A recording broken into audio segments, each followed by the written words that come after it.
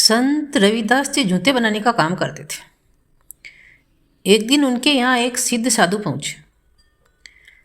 रविदास जी ने उनकी खूब सेवा की, उन्हें भोजन कराया। साधु उनकी सेवा से प्रसन्न हुए और उन्होंने एक पारस पत्थर दिया।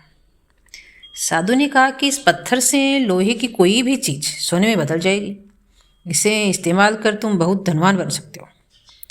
साधु की बात सुनकर रविदास जी ने पत्थर लेने से मना कर दिया। उन्होंने कहा कि गुरुदेव, मुझे इसकी ज़रूरत नहीं है। मेहनत से जो मैं कमाता हूँ उससे मेरा काम चल जाता है। साधु ने उसकी बात सुनी, लेकिन पत्थर को झोपड़ी में एक जगह रख दिया और कहा कि जब चाहो इसका इस्तेमाल कर लेना।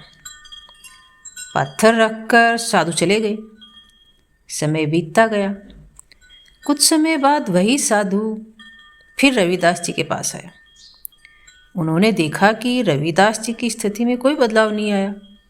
वे अब भी झोपड़ी में ही रहते हैं और साधारण जीवन जी रहे हैं। साधु ने पूछा कि क्या आपने उस पारस पत्थर का इस्तेमाल नहीं किया? रविदास जी ने उत्तर दिया कि गुरुदेव, वह पत्थर वहीं रखा है जहाँ आपने रखा था। साधु आश्चर्यचकित हो गया। उन्होंने पूछा कि तुम इस पत्थर से बहुत धन कमा सकते थे, फिर भी क्यों नहीं किया?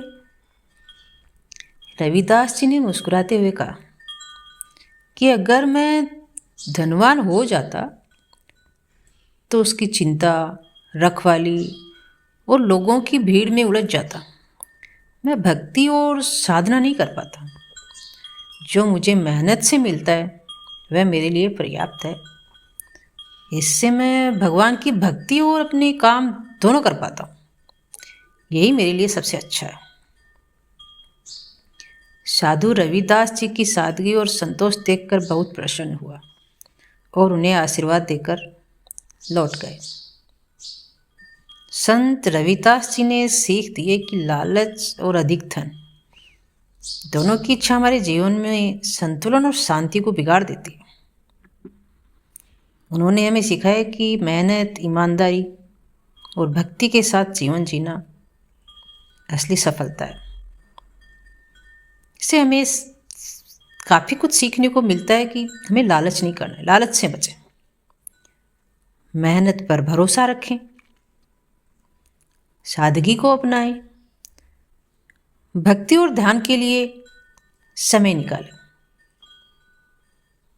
भागदौड़ में खुद के लिए समय निकालना जरूरी है, चाहे वह योग हो, चाहे प्रार्थना हो, ध्यान हो या मानसिक शांति हो, जरूरी है।